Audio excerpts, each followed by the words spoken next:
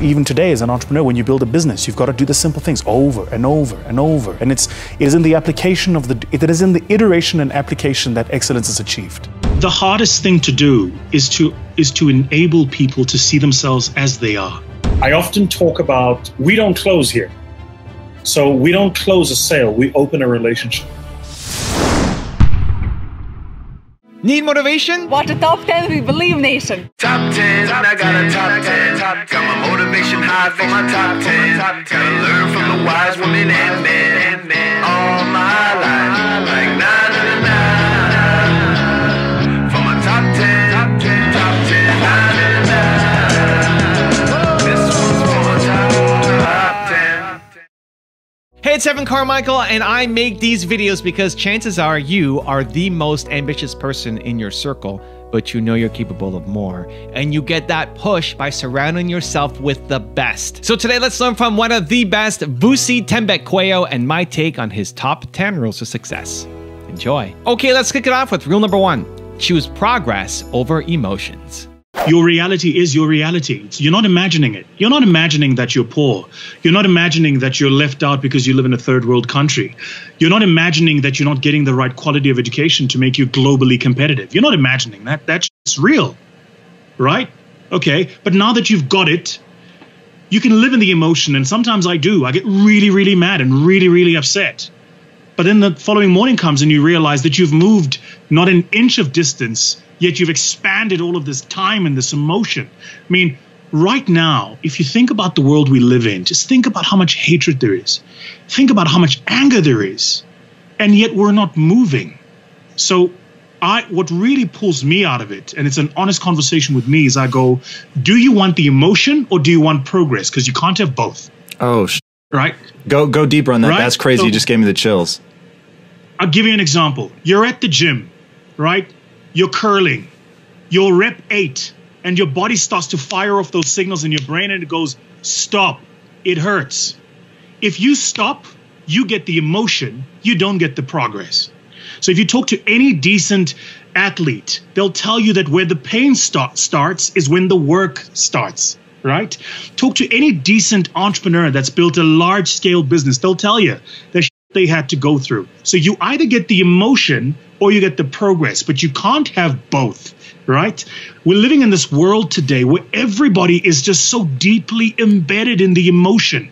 I want to be angry at Tom because he's X, Y, and Z, and I want to be angry at Vusi because, yeah, yet you make no progress. Rule number 2, hone your communication skills. I say this to every person I meet, which is public speaking is a skill, it's a tool. And it is, in my view, the single most important skill of any person who sees themselves as a leader in the new age.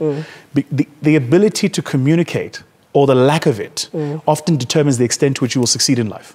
So when you're going into an interview, it's about whether or not you can sell yourself. Persuasion. Exactly right. That's it's exactly all it is. Right. CEOs spend 90% of their time persuading people to do things. Precisely. Yeah. And so your ability to communicate, to speak in public, as a result of it, often will determine how society perceives you and how successful you'll become at whatever pursuit you do. Rule number 3, create relationships. When we do, and I do a fair amount of sales training with my own team here, but I often talk about, we don't close here. So we don't close a sale, we open a relationship. So the way we lead the sales process is the whole time we're having a conversation with you to give you a sense of why you would benefit by having a relationship with us. This has nothing to do with whether or not you buy from us. This is just like, we want to have a relationship with you. And we have that relationship by offering these products, which we believe suit this need of yours. And by the way, it's connected to the things you find important. If these are the things you find important, because we do, then we should sustain this relationship for a period of time. And we do that by having you sign this contract. So we really, and I've taken a lot of time I've spent a lot of time with my sales team going, don't close a sale. People should never feel like you've closed anything. They should rather feel like they've become part of something, part of a family, part of a movement, part of something that matters, something that's going to make a difference, right? Especially today's world with millennials, who don't buy stuff based on value. They buy stuff based on values. So what you really want to make sure is that you open the sale. I think public speaking taught me that kind of instinctively, because in public speaking, what you're doing is you're communicating a very complex set of ideas as simply as possible. And you're doing it in the hope that that it's going to inspire action. So, when Martin Luther King said, I have a dream that one day the sons of former slaves and the sons of former slave owners will be able to break bread on the table of brotherhood. The first thing he did is he used imagery, because the minute the mind can see it, then you're closer to doing it, right? But the second thing he does is says, I have a dream. Towards the end of the speech, if you listen to it, he says, we need a messaging to the United States that says that you guys have issued us this check for the promises you've made, but this check has returned saying no money in the bank account.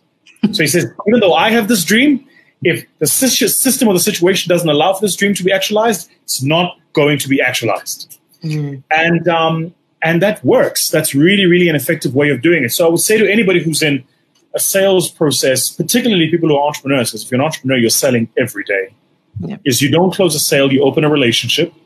And you open a relationship in the same way you would when you want to date someone, by going, I like you, I think we have a bit of chemistry, I think this thing could go somewhere, but I think, so what do you say about a date? Then at the end of the first date, you go, what do you say about a second one? Right? That's kind of, in our firm, that's kind of how we think about building relationships with clients. It's just, you see the world in this way, we see the world in this way. What do you say we go on a date? Let's try something together. And that opening of relationships is far more sustainable because, by the way, just one final thing.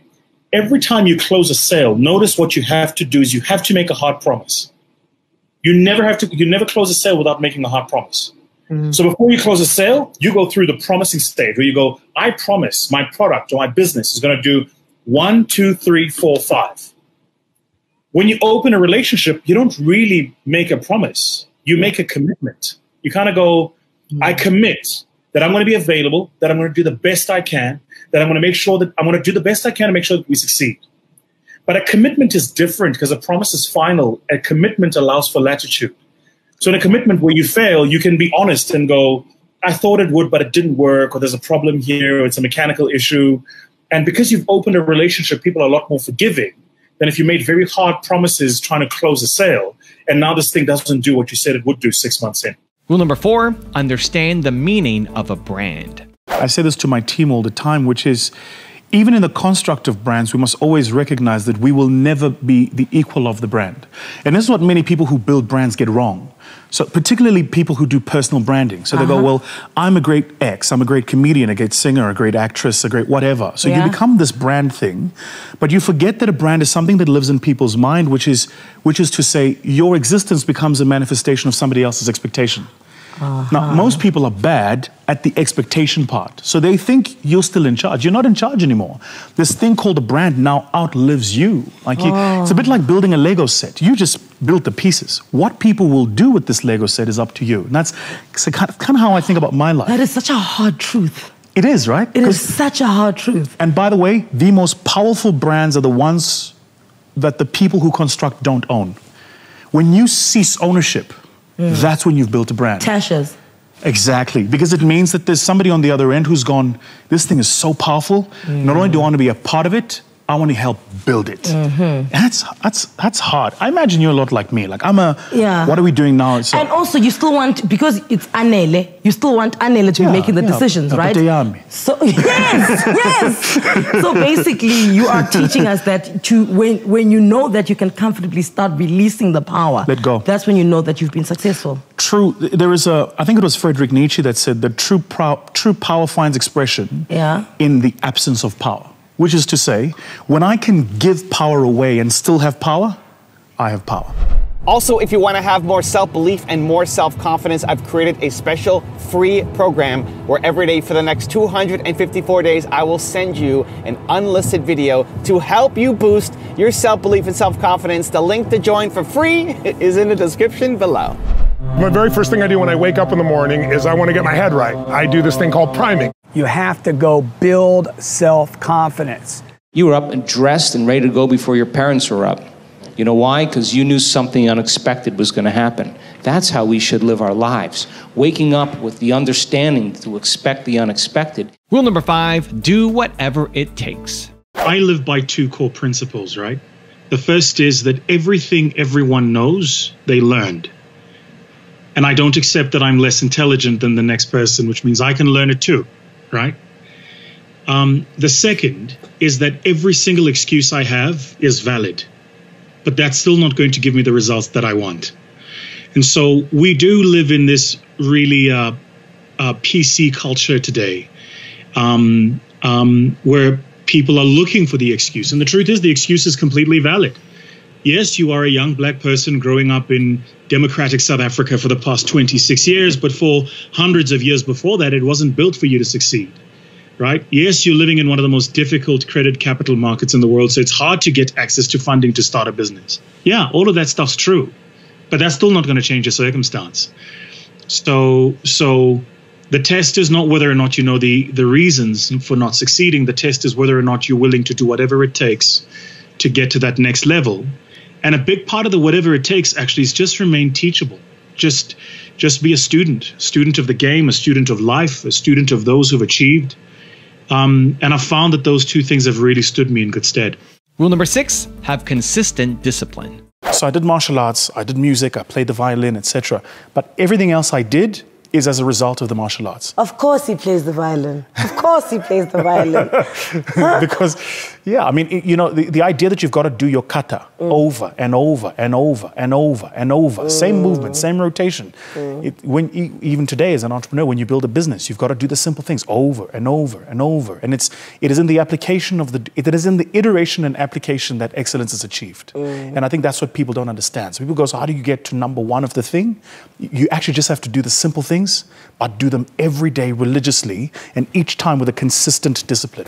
That's the mark. That's how you get there. Rule number 7, understand the mechanics of selling. I think the mistake many of us make when we're trying to close a sale is we act like salespeople, right? So you know, there's something counterintuitive about sales training, which is you learn everything you learn in sales so that you can do it instinctively and intuitively rather than do it off a script.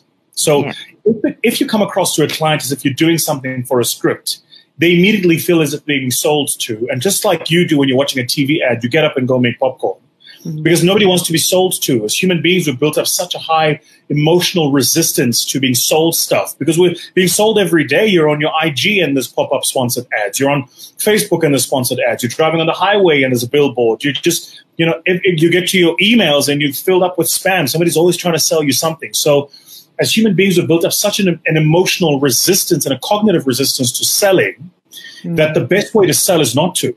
The best way to sell is to understand the mechanics of selling, understand how it actually works, but then do it in a way that is just instinctive and intuitive for you. And the only way to do that is through practice. Rule number 8, make decisions perfect. I have come to realize that there are no perfect decisions, but decisions that I make perfect. Yeah. That is something else that I loved reading in your book. Yeah. Walk me through that garden. Again, right? So remember, you're in this journey. You're doing this thing called life. You're building this thing called a business. You're in pursuit of this end goal called profit, and somewhere in between it, the pursuit of purpose. You're trying to create a better workplace for your people, a place where they can come and belong. You want to serve communities. You want to better the lives of customers. There are 1,000 things you want to do.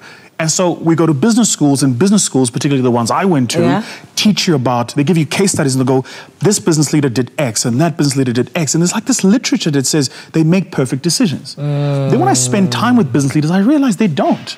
Most of them just make a decision. Yeah. And they're comfortable in the knowledge that decisions are meta by their nature, which is to say, I want to get on the freeway and just go from one place I'm going to another. Yeah. In my head, I kind of have a path of how I'm going to get there. But if on the way there's traffic, I'm going to change the route. If I hit a pothole, I'll stop and fix. But I'm going there. But I'm going to get there. So fig. And this is the thing about the perfect decision rather than the decision made perfect. The decision made perfect builds into it the assumption and the knowledge that I'm going to get things wrong. And I'm comfortable with getting things wrong. Because it's when you think you have to make perfect decisions that you get into the most dangerous thing leaders do. Ego, bravado, knowledge, arrogance, this walk in and like, I own it. No, you don't. So we've always done it this way. No. Like, you're a part of a process. You're a servant. Sit down.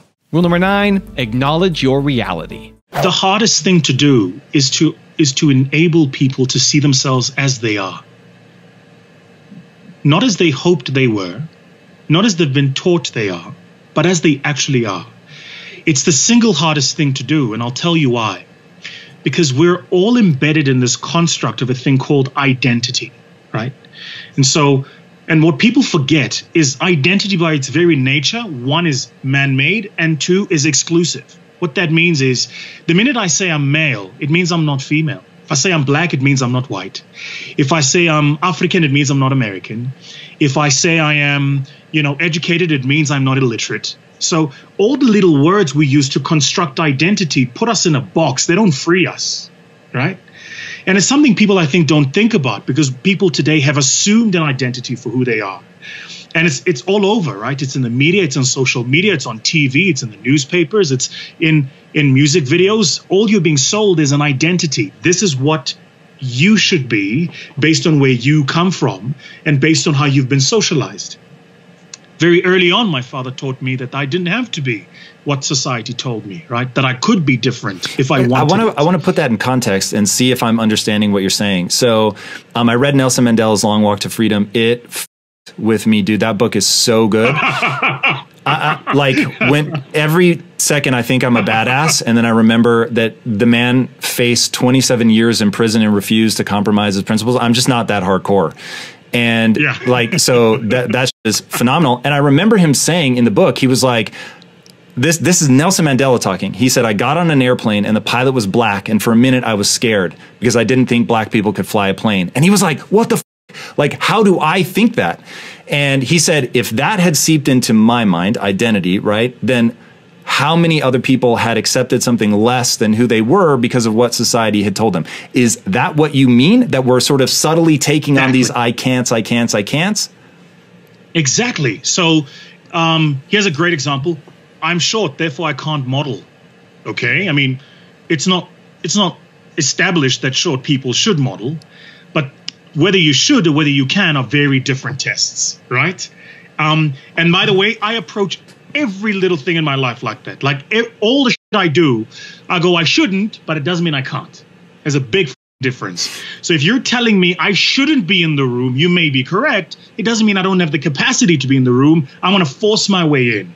And I'm going to get to change your mind. So this thing about identity, I think is so powerful because in today's world where we're no longer demographics, we're a psychographic now.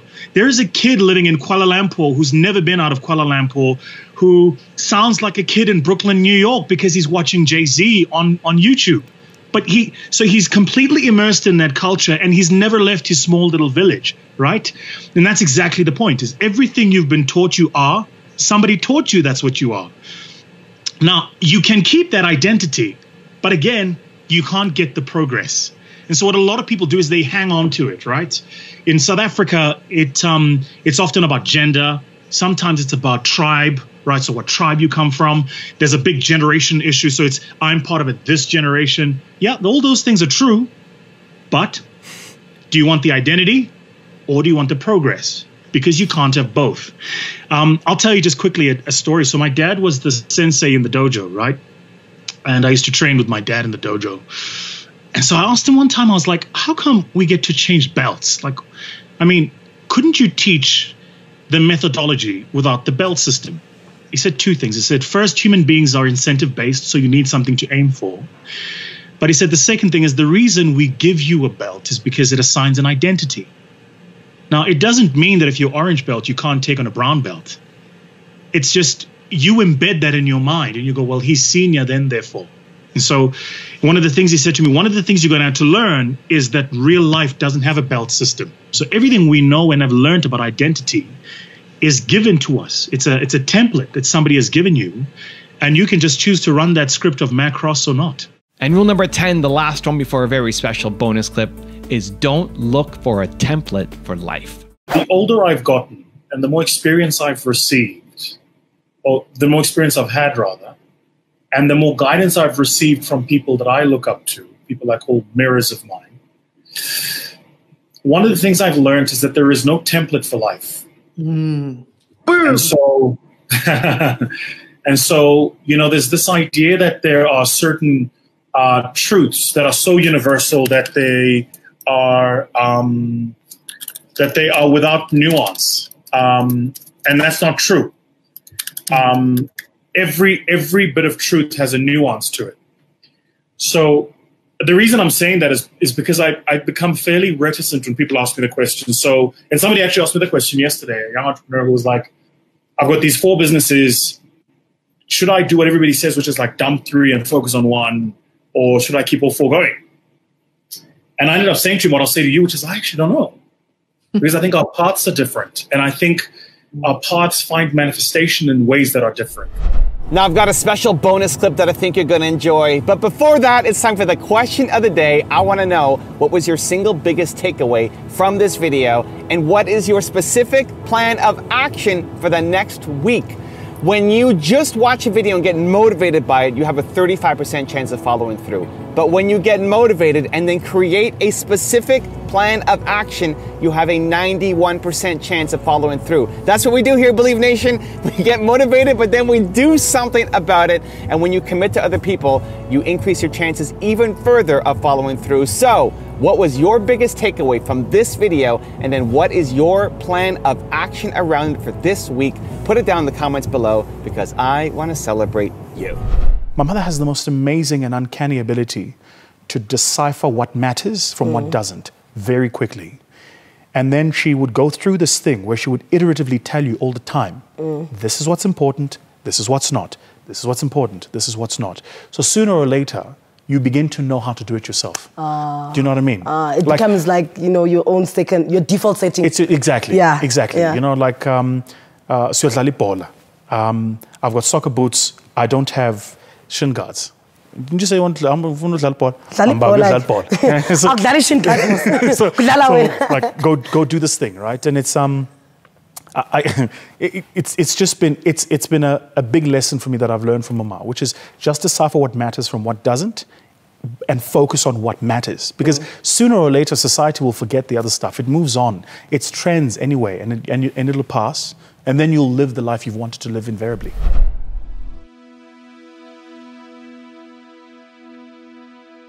If you want another awesome video in our Black Excellence series, check out the video right there next to me. I think you'll enjoy it. Continue to believe, and I'll see you there.